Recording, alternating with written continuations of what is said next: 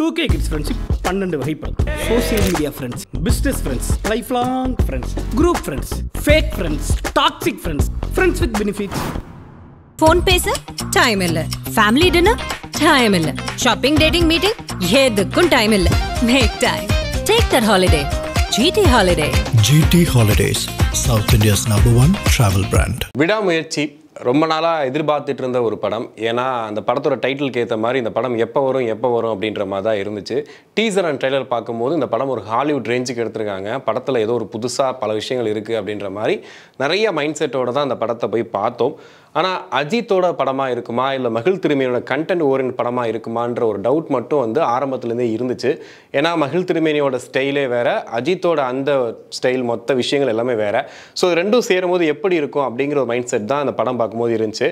First இந்த படத்தோட கதையை பற்றி பார்த்தோம் அப்படின்னா, இது ஒரு யூஷுவல் டெம்ப்ளேட் தான். இதுக்கு முன்னாடி பல படங்கள் அது மாதிரி பார்த்துருப்போம். ஸோ அந்த மாதிரி வந்து ஒரு ரோட் ட்ரிப்புக்கு அவங்க போகிறாங்க. ரோட் ட்ரிப்புனா அவங்க லைஃப்பில் முக்கியமான ஒரு முடிவெடுக்கிற ஒரு சமயத்தில் ஒரு லாஸ்ட் ட்ரிப்பாக இதை போயிடலாம் அப்படிங்கிற மாதிரி அந்த ட்ரிப்பை எடுத்துகிட்டு போகிறாங்க. அப்படி போகிற வழியில் ஒரு பிரச்சனையை சந்திக்கிறாங்க. அந்த பிரச்சனையில் பல ட்விஸ்ட் அண்ட் டர்ன் ஆகுது. யார் வில்லை, யார் கடத்தினாங்க, யாரை கடத்துனாங்க, நிறைய விஷயங்களை வந்து அப்படியே ஒரு மாதிரி அங்கே இங்கே இவங்க அவங்கன்னு சொல்லிட்டு கடைசியாக வந்துட்டு அவர் வந்து அஜித்குமார் கண்டுபிடிக்கிறார் உண்மையை, யாரை கடத்தினாங்க, எது கடத்தினாங்க அப்படிங்கிற விஷயத்த கண்டுபிடிக்கிறாரு. நான் ஏன் இதெல்லாம் வந்து சிக்கலாக அப்படி வந்து அப்பப்போ சொல்கிறேன் அப்படின்னா, காரணம் படத்தோட மொத்த கதையுமே அந்த ட்விஸ்ட் அண்ட் டர்னில் தான் இருக்குது. ஏன்னா அதை தாண்டி பார்த்தீங்கன்னா ஒரு டெம்ப்ளேட் தான், ஒரு கடத்தப்பட்டவங்களை காப்பாற்றுற ஒரு ஹீரோ அப்படிங்கிறது தான் டெம்ப்ளேட்டு. ஆனால் அதுக்குள்ளே இருக்கக்கூடிய விஷயங்களை ஓப்பன் பண்ணக்கூடாதுன்றக்காக தான் நான் சொன்னேன். ஸோ இப்போ படம் பார்க்குற எக்ஸ்பீரியன்ஸ் எப்படி இருக்குது அப்படின்னு கேட்டால், கண்டிப்பாக மகிழ் திருமேனி இந்த படத்துக்கு இவ்வளோ நாள் எடுத்துக்கிட்டாரு அப்படிங்கிறத ஸ்க்ரீனில் பார்க்கும்போது அவ்வளோ அழகாக தெரியுது. ஏன்னா ஒரு ஹீரோவோட கேரக்டரை எழுதிட்டார். அதாவது ஒரு சாதுவாக இருக்கக்கூடிய ஒரு ஹீரோ அப்படியே கொஞ்சம் கொஞ்சமாக அவன் லைஃப்பில் இருக்கக்கூடிய எல்லாமே உடஞ்சி போய் நம்பிக்கையே இல்லாமல் போய் கடைசியில் இதாண்டா நமக்கு கடைசியில் கிடைச்ச சான்ஸ் சொல்லிட்டு ஒரு சின்ன சான்ஸ் எடுத்துக்கிட்டு திரும்ப போய் அடிக்கிறான் அப்படின்னா அவன் எப்படி எலிவேட் ஆவான் அப்படிங்கிறத வந்து கொஞ்சம் கொஞ்சமாக அப்படியே வந்து ஆடியன்ஸ்குள்ளே கடத்திக்கிட்டே இருந்தார். ஒரு பழைய இன்டர்வியூவில் கூட மகிழ் திருமேனி சொல்லியிருப்பார். அதாவது ஆடியன்ஸ் உள்ளே வந்து உட்காரும் போதே கண்டிப்பாக படம் ஸ்டார்ட் பண்ணதுலேருந்து அவனை கலாய்க்கலாம், படத்தை கலாய்ச்சி தரலாம் தான் வருவான். ஆனால் அவனை சைலண்ட்டாக உட்கார வைக்கிறான் பார்த்தீங்களா, அவன் தான் ஃபிலிம் மேக்கர் அப்படின்னு சொல்லிட்டு கிட்டத்தட்ட அந்த படம் அப்படி தான் இருந்துச்சு.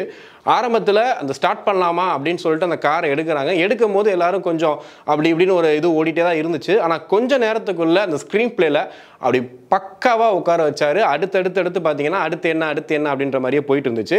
இதில் குறிப்பாக வந்து அஜித் சாரோட அந்த எஃபோர்ட்டை வந்து சொல்லணும். ஏன்னா ஒரு வயசான கேரக்டர் ஒரு 12 வருஷம் கல்யாணம் ஆனதுக்கப்புறம் 12 வருஷம் கழிச்சிருக்க ஒரு கேரக்டரை காட்டுறாங்க.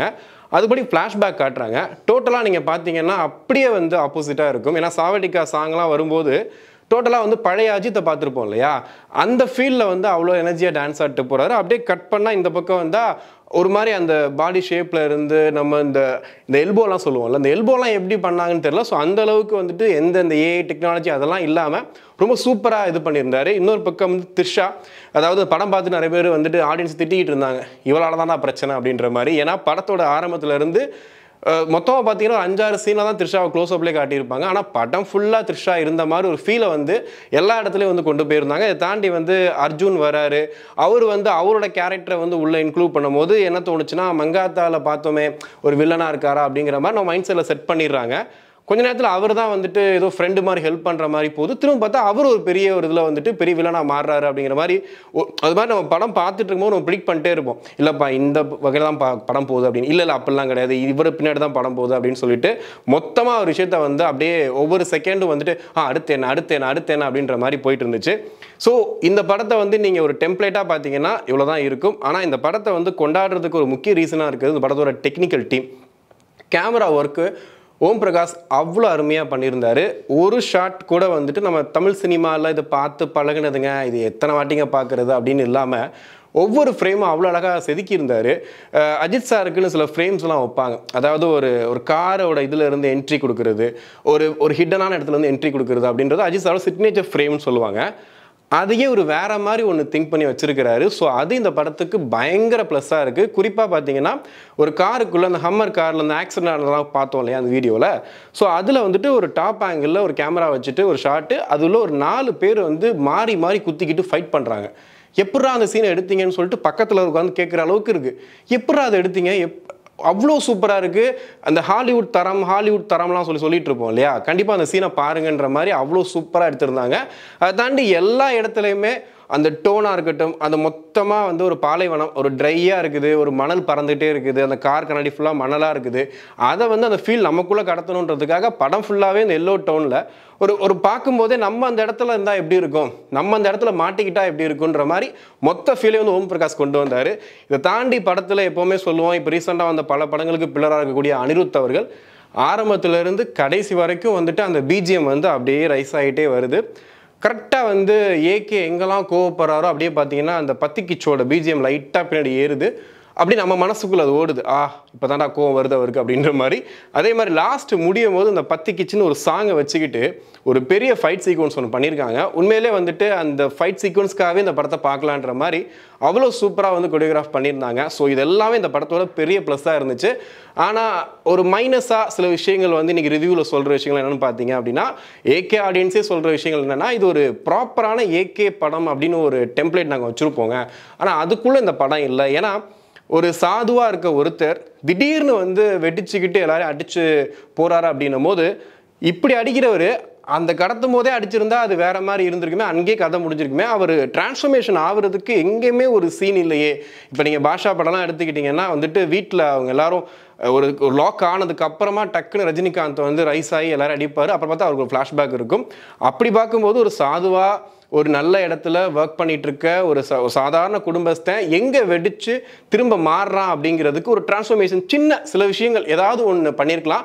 ஆனால் எனக்கு என்னன்னா, அதை நான் மறக்கடிக்கிற மாதிரி ஸ்க்ரீன் பிளேயில் அந்த ஸ்பீடை கொண்டு போயிருந்தார். அதாவது ஒரு கட்டத்தில் ஃபுல்லாக லாக் ஆயிடுச்சு, ஒன்றுமே இல்லை, பணம் போச்சு, ஃபேமிலி போச்சு, ஒரு பக்கம் ஒய்ஃப் எல்லாமே போயிருச்சு, ஒருத்தர் நிர்கதியாக நிற்கிறான், வேறு வழியே கிடையாது, திருப்பி அடித்தாதானா நீ வர முடியும் போது ஒருத்தன் அடிக்கிறான் அப்படிங்கிறதான் சூப்பர். பட் அந்த டெக்னிக்லாம் அடிக்கும் போது சில விஷயங்கள் தோணுச்சு, இந்த மாதிரிலாம் பண்ணியிருக்கலாமே அப்படின்னு.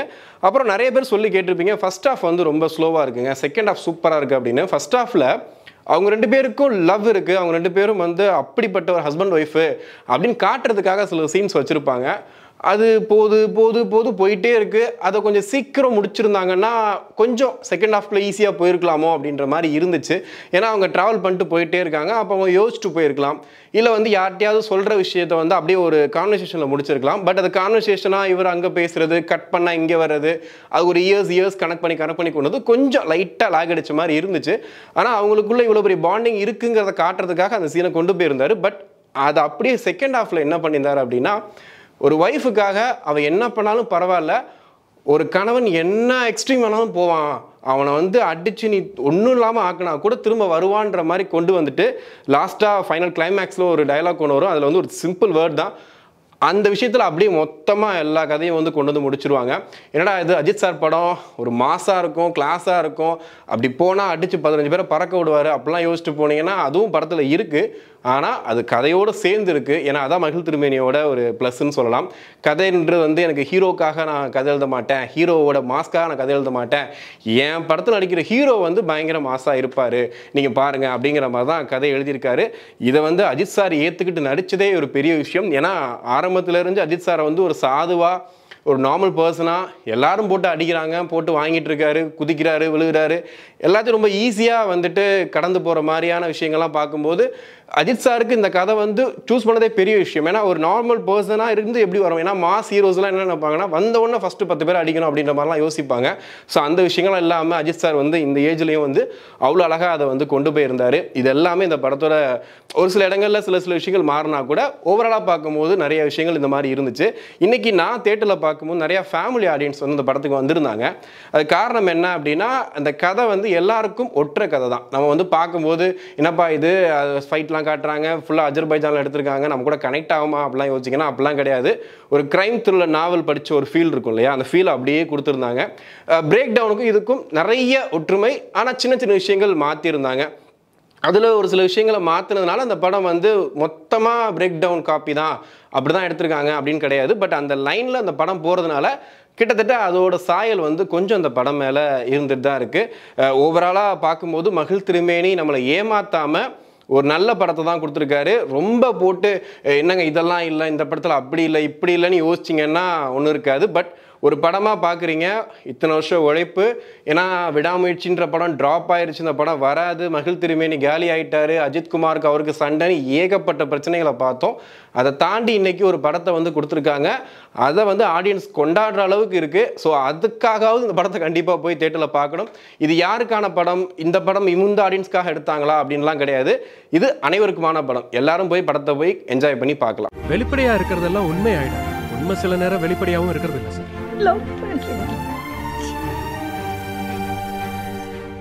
நீ கேயா?